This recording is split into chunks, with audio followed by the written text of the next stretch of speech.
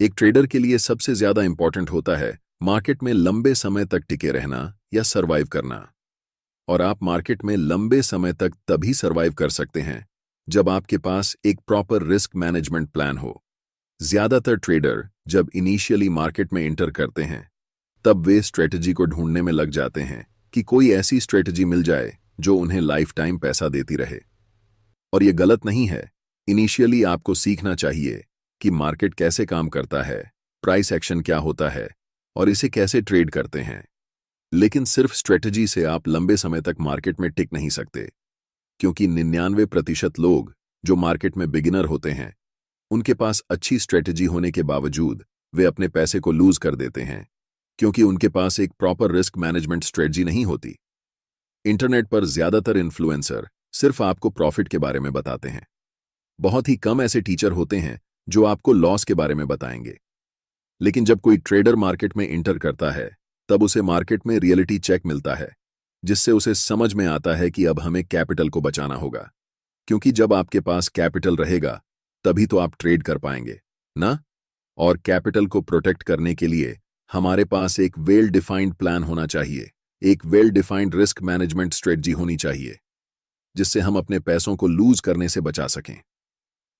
इस वीडियो में हम स्टेप बाय स्टेप डिटेल में डिस्कस करेंगे कि मेरा रिस्क मैनेजमेंट प्लान क्या है, आप कैसे अपना रिस्क मैनेजमेंट प्लान बना सकते हैं, आपके कैपिटल के हिसाब से आपको कितना रिस्क लेना चाहिए, आपकी पोजीशन साइजिंग क्या होनी चाहिए और ट्रेड करते समय आपकी रिस्क रिवॉर्ड रेशियो क्या होनी चाहिए, जिससे आप प्रॉफिटेबल ट्रेड्स बना सकें। आप में से ज्यादातर बिगिनर ट्रेडर हो सकते हैं कि इस वीडियो को पूरा न देखें, क्योंकि इसमें ऐसा कुछ नहीं बताया गया है जो एक्साइटिंग हो। पर हाँ, यही चीजें आपको प्रॉफिटेबल बनाएंगी, यह आपके लिए जरूरी है। इसलिए मैं आप सभी से यह रिक्वेस्ट करता हूं कि इस वीडियो को पूरा ध्यान से देखें। पेन और कॉपी ले लें ताकि पूरे वीडियो के नोट्स बना सकें। फिर कभी रिस्क मैनेजमेंट पर वीडियो न देखनी पड़े, क्योंकि यह रिस्क मैनेजमेंट पर एक कंप्लीट गाइड है। अगर आप सच में मार्केट से पैसा कमाना चाहते हैं तो आपके पास एक परफेक्ट रिस्क मैनेजमेंट प्लान होना ही चाहिए। चलिए वीडियो को स्टार्ट करते हैं और सबसे पहले जानते हैं कि हर एक ट्रेड में एक स्ट्रिक्ट स्टॉप लॉस कैसे फॉलो करना है। हम जितने भी ट्रेड लेते हैं, हर एक ट्रेड लेने से पहले हमें पता होता है कि इस ट्रेड में हमें कितना स्टॉप लॉस लेना है और हम कहां मार्केट से एग्जिट करने वाले हैं। बेसिकली हमें पहले से ही मालूम होता है कि हम कितना पैसा लूज करने वाले हैं और क्या हम उस पैसे को टॉलरेट कर सकते हैं। अगर मेरा जवाब हाँ होता है तभी हम ट्रेड में इंटर करते हैं। ज्यादातर ट्रेडर्स जब इनिशियल स्टेज में ट्रेड लेते हैं उनके दिमाग में कुछ ऐसा चलता है कि ये स्टॉक अभी 10 रुपए का है, 15 रुपए जब जाएगा तो हमें 5 रुपए का प्रॉफिट होगा। हम 100 क्वांटिटी बाय कर रहे हैं, इसलिए हमें 500 रुपए का प्रॉफिट होगा। या जिनके पास ज्यादा कैपिटल है वह अपने हिसाब से कैलकुलेट करेगा 5,000 या 50,000। उस समय उनके दिमाग में सिर्फ यही चलता है कि हम कितना पैसा बनाएंगे, कितना हमें प्रॉफिट होगा। लॉस के बारे में वे नहीं सोचते। लेकिन अगर आप लंबे समय तक ट्रेडिंग करना चाहते हैं तो आपको इस पूरे थिंकिंग प्रोसेस को फ्लिप करना होगा। अब आप ऐसे सोचेंगे कि यह स्टॉक अभी 10 रुपए का है, हम इसमें 2 रुपए का स्टॉप लॉस लेने वाले हैं। अगर हम 100 क्वांटिटी में खरीदते हैं तो हमें 200 रुपए का नुकसान होगा। और क्या यह 200 रुपये नुकसान लेने से मेरे इमोशंस में कोई बदलाव आएगा? अगर आपका जवाब नहीं है तो ऑफ कोर्स आप उस ट्रेड में एंट्री लीजिए, क्योंकि ऐसे ही ट्रेड को आप कॉन्फिडेंस के साथ होल्ड कर पाएंगे और आप अपने टारगेट या फिर स्टॉप लॉस तक ट्रेड में बने रह पाएंगे। जब भी चार्ट्स पर मेरा सेटअप बनता है तब एंट्री लेने से पहले हम स्टॉप लॉस के बारे में सारी चीजें अच्छे से कैलकुलेट करके अपनी रिस्क कैपेसिटी के हिसाब से एक फिक्स्ड क्वांटिटी के साथ ट्रेड एग्जीक्यूट करते हैं। अब ऐसा नहीं है कि अगर हम रिस्क लेने में कैपेबल हैं तो हम कहीं पर भी रिस्क ले लेंगे। हमेशा रिस्क के मुकाबले रिवॉर्ड अगर बड़ा हो तभी ट्रेड में एंट्री लेना प्रेफर करते हैं। उदाहरण के लिए, अगर हम आपको कहें कि इस ट्रेड में आपकी विन रेट 50% है, यानी कि इस ट्रेड में प्रॉफिट होने की चांसेस 50% हैं, लेकिन यहां रुपये 100 के रिस्क पर सिर्फ रुपये 10 का रिवॉर्ड है, क्या आप ऐसे ट्रेड में एंट्री लेना चाहेंगे? आपका सीधा जवाब होगा नहीं।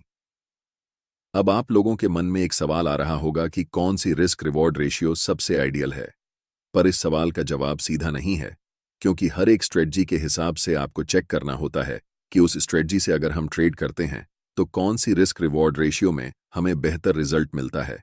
और आप जो भी स्ट्रेटजी को फॉलो करते हैं, चाहे वह प्राइस एक्शन हो, ट्रेंड लाइन सपोर्ट हो या कोई और स्ट्रेटजी, उसे पहले बैक टेस्ट करिए। 50 से 100 बैक टेस्ट ट्रेड्स में देखिए कि कौन सी रिस्क रिवॉर्ड रेशियो आपके लिए सबसे ज्यादा प्रॉफिटेबल है। आइडियली मैं आपको बता दूं जो मैं फॉलो करता हूं।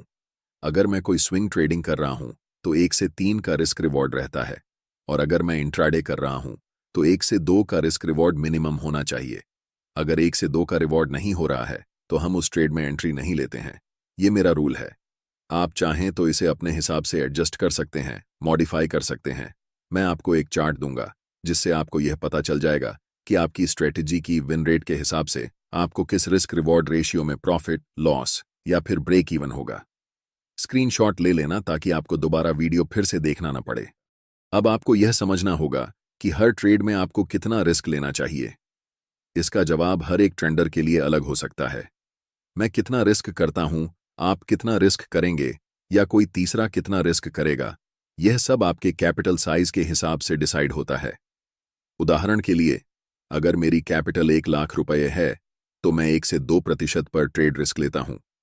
और अगर आप एक बिगिनर हैं तो आपके पास बहुत कम कैपिटल होंगे, इसलिए मेरा सुझाव रहेगा कि आप अपने कैपिटल का भी 1 से 2% ही पर ट्रेड रिस्क लें। उदाहरण से समझते हैं, अगर आपका कैपिटल 10,000 रुपये है तो इस हिसाब से आपको 100 से 200 रुपये के बीच में पर ट्रेड रिस्क लेना है। ज्यादा रिस्क क्यों नहीं लेना है ये मैं बाद में बताऊंगा, क्योंकि इसका आपके कैपिटल पर बहुत नेगेटिव इफेक्ट होता है। ऐसे में आपको लग सकता है कि इतने कम रुपए रिस्क करने पर हमारा स्टॉप लॉस बहुत छोटा हो जाएगा, लेकिन ऐसा नहीं है।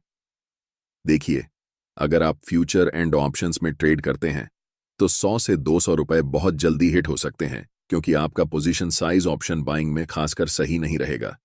लेकिन यही चीज अगर कोई ऑप्शन सेलर करता है तो ऑप्शन सेलिंग में रिस्क पहले से ही मैनेज्ड रहता है, जिस कारण आप सुनते होंगे कि ज्यादातर ऑप्शन बायर्स मार्केट में लॉस करते हैं और ज्यादातर ऑप्शन सेलर्स मार्केट में प्रॉफिट बनाते हैं। ऑप्शन सेलर्स के पास थीटा गेनिंग के अलावा रिस्क मैनेजमेंट का भी फायदा होता है। इसीलिए अगर आपका रिस्क मैनेजमेंट फ्यूचर और ऑप्शंस में सही नहीं बैठ रहा है तो आप इक्विटी में ट्रेड करें, चाहे वह इंट्राडे स्टॉक्स हो या डिलीवरी स्टॉक्स। लेकिन हम जानते हैं कि ज्यादातर ट्रेडर्स मेरी बात नहीं मानेंगे। जब आपका कैपिटल खत्म हो जाएगा तभी आपको समझ में आएगा कि उस समय रिस्क मैनेजमेंट पर ध्यान देना चाहिए था। ट्रेडिंग में जब आपको अपने कैपिटल का 10% से ज्यादा लॉस हो जाता है तो हमेशा याद रखें कि आपको ब्रेक इवन तक आने के लिए 11% प्रॉफिट बनाना पड़ेगा।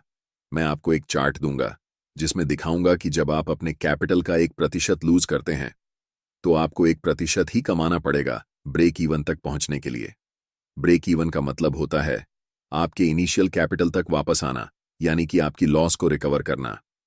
अगर आप 5% लॉस करते हैं तो भी आपको 5% ही कमाना पड़ेगा, लेकिन जब आपका लॉस 10% हो जाता है तो आपको 11% कमाना पड़ेगा।